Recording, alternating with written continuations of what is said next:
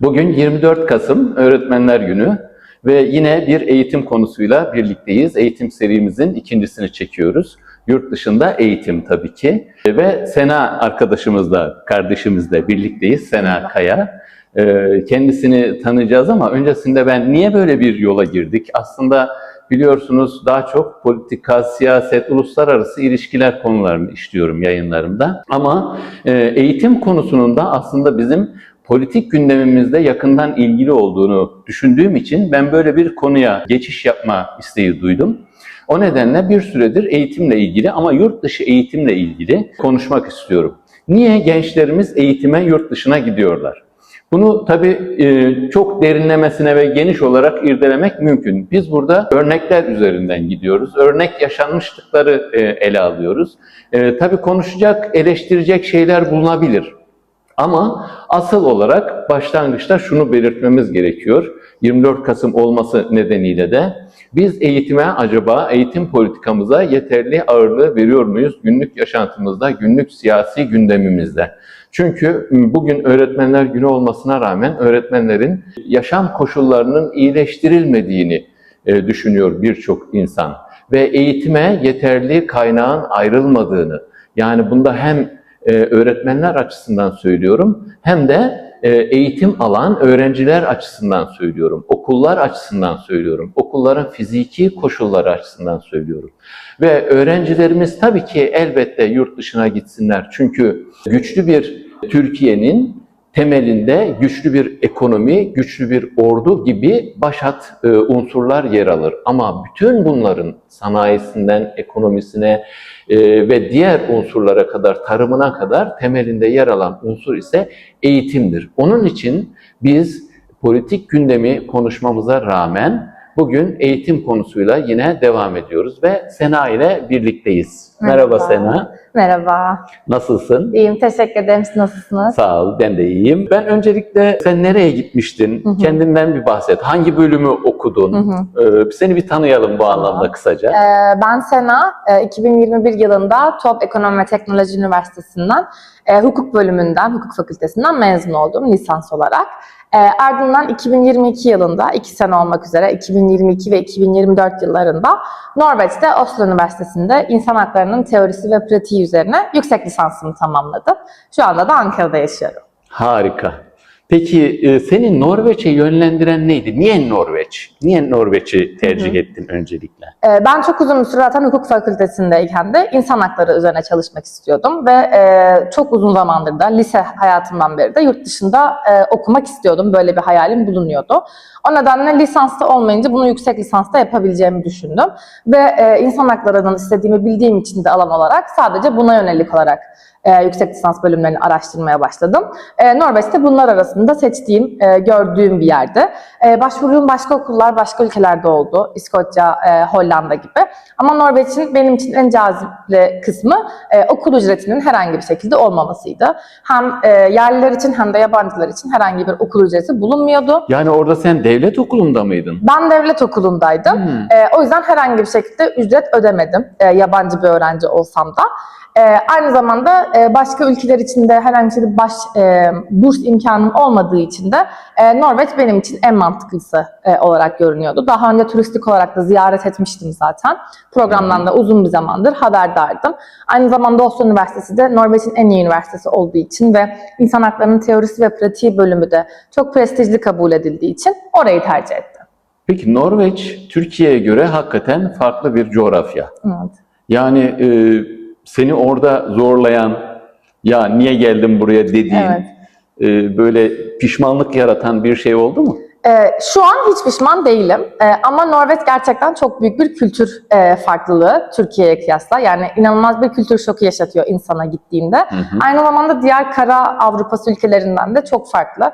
Belçika, Almanya, Hollanda gibi ülkelerde çok fazla Türk öğrenci görebiliyorsunuz, Türk insan görebiliyorsunuz ve yani arkadaşlık edinebiliyorsunuz. Norveç biraz daha uzak olması sebebiyle ve gene Türk popülasyonunun daha kısıtlı olması sebebiyle o açılardan çok fazla imkan tanımıyor. Tanıdığınız, bildiğiniz bir şey göremiyorsunuz. Mesela Almanya'da yoldan geçerken bir dönerci görebilirken Norveç'te bu çok olan bir şey değil. Bu açıdan da ekstra bir zorluğu bulunuyor. Öncelikle mevsim ve iklim beni çok zorladı. Çünkü gerçekten çok soğuk bir ülke. -30'a kadar havanın soğuduğunu biliyorum, yaşadığımı biliyorum. İlk başta buna alışmak çok zor oluyor. Bununla beraber aynı zamanda hava çok erken kararıyor. 9'da güneş doğup 3.30'da güneş batıyor Oslo'da kışları. Bu özellikle benim için çok çok zorlayıcı oldu. Yani sadece havanın kötü olmasıyla bir yere kadar alışabilirsiniz ama hava kötü, üzerine bir de güneş olmayınca ya da 10 gün boyunca tamamen bulutlu olduğunda insanın gerçekten modunu çok etkiliyor. Değil mi? Özellikle Psikoloji değişir yani. psikoloji gerçekten çok etkileniyor ve biz hani Türkiye'de çok fazla güneş ışığı aldığımız için Ankara'da olsak bile her ne kadar kışın soğuk olsa da bir güneş açıyor. Böyle bir şey olmadığında bunda çok zorlanmıştım gerçekten. İlk senem çok zorlu geçti. Zaten Norveç'e gelen her uluslararası öğrenciye ilk yapılan önerilerden biri D vitamini almayı unutma. Kış ayı boyunca yani Eylül'de başlıyoruz D vitamini almaya. Şubat'tan Mart'a kadar devam ediyor zaten. Ekim'de kar yağmaya başlar. Hani Nisan'da falan son buluyor genelde. Sürekli kar. Sürekli bir kar hali, sürekli kalıcı bir buz halindesin. İnsanlar işte botlarının altına çiviler falan takıyorlar yürüyebilmek için kışın. Şehir merkezinde kaldırımlar ısıtmalı, buzlar erisin, insanlar yürüyebilsin diye. Evet. Böyle şeyler tabii ki beni çok farklılık yarattı benim hayatımda. Aynı zamanda da nüfus olarak da çok küçük. Toplam Norveç'in nüfusu 5 milyonken sadece Ankara'nın nüfusu 5 milyon. Yani. Ben bürdüğüm da büyüdüğüm için çok alışığım kalabalık Orada hangi bir yerde olmaya. şehirdeydin Sena? Ben Oslo'daydım, başkentteydim. Oslo yani kalabalık mı diyelim hani şeye göre? Evet, Türkiye'yle kıyaslayayım diye soruyorum. Norveç'in en kalabalık şehri. 1 milyona yakın insan var ama ona rağmen şehir merkezi tabii ki de örneğin Ankara kadar hani kalabalık bir yer değil kesinlikle. Zaten şehir merkezi dediğimiz yerde küçük bir alan. O nedenle etrafta çok fazla insan göremiyorsunuz. Özellikle de kış aylarında havada soğuk olduğu için insanlar evlerinde olmayı tercih ediyorlar. Bu benim için, bu da aynı zamanda benim için büyük bir şok oldu. O zaman yani belli bir saatten sonra sokaklar falan gayet tenha. Aynen, kesinlikle evet. Yani bir de kışın işte havada kararınca ışıklandırmalar yapılıyor özellikle. Hem yılbaşı geliyor diye hem de insanların modu biraz daha yükselsin diye. Ama bunlar benim için tabii ki çok büyük değişiklikler oldu Türkiye'den Norveç'e gidince. Peki gidince dedin de Türkiye'nin yaşadığı bir sorun var. Vize sorunu. Evet. Şimdi vize olsun, dil şartı var mıydı? Bu tip zorluklar var mıydı giderken sen? Ben bu konuda çok şanslıydım. Öncelikle zaten Norveç dünyada en yüksek sayıda İngilizce konuşulan, yüksek oranda İngilizce konuşulan ülkelerden biri. Herhangi bir şekilde bir resmi kurumun web sitesine girdiğinizde bile sayfa hem Norveççe hem İngilizce olarak çevrilmiş oluyor. Bu konuda herhangi bir sıkıntı yaşamıyorsunuz. Ben aynı zamanda avantajlıydım. Bu şu anki yüksek lisans göçünün tam başlarında birazcık daha gitme şansın oldu. 2022 olduğu için. Ve Norveç çok sık tercih edilen bir ülkede olmadığı için bu konuda çok büyük sıkıntılar yaşamadım. Hem yeşil pasaportum vardı hem de oturum izni için başvuru yaptığımda... Yeşil pasaportla mı gittin yoksa öğrenci vizesi aldın?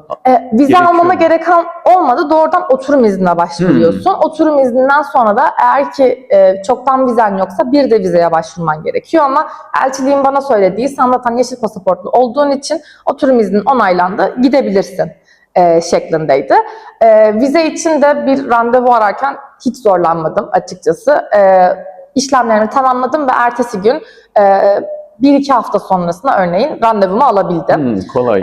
Tek en büyük zorluğu benim için belli bir paranın, finansal kaynağın gösterilmesi gerekiyordu. Başka ülkelerde olduğu gibi burada da garanter gösterebiliyorsun ya da yarı zamanlı bir iş yeri gösterebiliyorsun. Ama benim o an öyle bir imkanım yok çok fazla tanıdığım olmadığı için. Onun yerine yıllık belirlenen öğrencilerin harcanacağını düşündüğü bir miktar bulunuyor. Aylık 10.000-20.000 kron gibi şeklinde yaklaşık 1.200-2.000 euro ediyor. Bu yıllık miktarın bir banka hesabına gösterilmesi gerekiyor ve bu banka hesabının okul aracılığıyla bir depozito hesabı olması gerekiyor. Miktarın tamamı okulun hesabına aktarılıyor. Bununla ilgili de gerekli belgeleri aldığınızda vizeye başvurabiliyorsunuz. Vize için en büyük zorluk benim için buydu. Bu finansal kaynağın sağlanmasıydı. Anladım. Peki şimdi orada bir üniversitede bulundun. O üniversiteyi Türkiye'de okuduğun üniversiteyle ya da tanıdığın üniversite sistemiyle karşılaştırdığında ne gibi farklılıklar gözlemledin? Çok fazla farklılıklar vardı. Hem lisans ve yüksek lisans olmasının da belli değişiklikleri oluyordu ama genel okul sistemi de çok farklıydı. Ben burada bir özel üniversitede okudum. Bu nedenle imkanlarım gerçekten çok fazlaydı. O konuda çok şanslıydım. Ancak onun dışında mesela bir sınav programının açıklanması sınavdan 2 hafta öncesi olurdu. Çok planlı programlı bir durumda değildik. Norveç'te böyle bir durum söz konusu değil. Okul açılmadan Ağustos ayında tüm sene için final ve vize programları açıklanıyor. Hangi ders için nelerin okunması gerekiyor, nasıl ödevler verilecek, Yani bunların hepsi sınav önden takvimi belirleniyor. değil, hangi dersten hangi gün sınav olacağınız da belli. Evet. Ha, o şekilde. Evet, Çünkü ben de bildim, Tabii. biliyorum haliyle. Aynen. Yani bir sınav takvimi Türkiye'de vardır. Ama benim görev yaptığım üniversitelerde de hangi dersin hangi gün sınavı olacak, hangi saatte olacak bu belli değildir. Bizde bunlar belirliydi. Bir de şöyle de bir şey vardı. Ben hukuk fakültesindeyken bizim bölümümüz ayrıca sınav takvimini açıklıyordu. O nedenle bizim yılın başında vize ve finallerimiz ne zaman olacağı dahi belli değildi. O yüzden hep çok bir belirsizlikle sınavlara hazırlanırdık. Evet. Bu konuda çok şanslıydık Norveç'te. Aynı zamanda hukuk fakültesi yeni bir binaya yapılmıştı. O nedenle fiziksel imkanları da çok fazlaydı. Bir dinlenme odamız bile vardı. İnternet sistemi tüm sınıflara kart ile giriyorduk, kendi okul kartımızla. İnternet üzerinden hem kütüphanede odalar hem de sınıfları ayırtabiliyorduk. Belli bir etkinlik yapmak istiyorsak gene sınıflara ayırma şansımız bulunuyordu. Bu şekilde hani çokça imkanlarımız vardı Türkiye'deki üniversiteme kıyasla. Özellikle hani bunlar benim dikkatimi çeken kısımlardı. Ama Türkiye'de de şöyle bir avantajım vardı. Ben küçük bir bölümdeydim, küçük bir fakültemiz bulunuyordu. O nedenle öğretmenlerle, hocalarla çok daha yakından bir ilişkimiz vardı. Burada yani Norveç'teyken çok daha mesafeliydik aramızdan. Kalabalık mıydı üniversite öğrenci sayısı neydi acaba biliyor musun? Üniversitemiz kalabalıktı. Hukuk fakültesi içerisinde hem hukuk bölümü hem kriminoloji hem de yaklaşık 4-5 tane de yüksek lisans bölümü bulunuyordu. Yabancı dilde, İngilizce'de. Bizim kendi bölümümüz yaklaşık 30 kişiydi ve Norveç İnsan Hakları Merkezi'ne bağlıydı. Tüm öğretmenlerimiz, hocalarımız da oraya bağlı olarak çalışıyorlardı. Kendileriyle bir bağımız, bir konu, hani belli bir sohbetimiz, muhabbetimiz oluyordu ama bu çok da fazla hani ileri bir seviyeye çıkamıyordu. Ben Türkiye'deyken bu konuda çok daha rahattım. Hani herhangi bir hocamın kapısını tıklatıp bir sorum olduğunda gidip sorabiliyordum. Bu konuda biraz daha geride kalmıştım Norveç'te.